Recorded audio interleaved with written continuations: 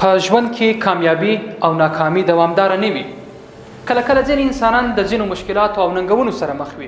دوی ژر خپل هوډ د لاسه ورکړي، نور د ناکامۍ احساس کوي، خو هیڅکله داسې نه ده. ژوند د مبارزې په معنا کارول کیږي. که ته د ژوند د سختیو سره مبارزه ونه کړې، ټینګ عزم ونه ښیې او قوي اراده ونه لرې، نو ته به ډېر ژر په خپل ژوند کې ناکامي ووینې.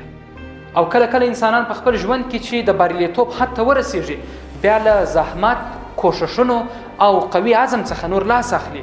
دی فکر کوي چې نور دغه متوازنه حالت دی، نور له دې حالت څخه تغییر مه کوه. خو داسې نه ده.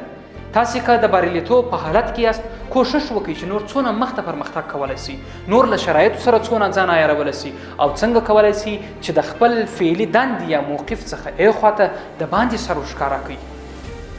او د دې ترڅنګ که تاسې چیرې د یوې ننګونې سره مخ یاست، په کار کې یو ځل ناکامه راځي، پروژه مو نه سوه قبول، پلان مو ناکامه سو، تاسې د نورو ننګونو سره مخ سواست، دا فکر مه کوئ چې نور دا کار ناشونی دی، بلکې په ژوند کې هر څه شوني دي.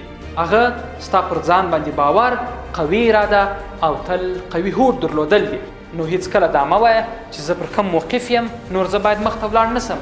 دا فکر مه کوئ چې زما نننۍ ناکامي دوامداره ده، بلکې دا ختمېدونکې ده او ته د بریالیتوب دپاره خپله هڅه او کوښښ هیڅکله مه قطع کوه.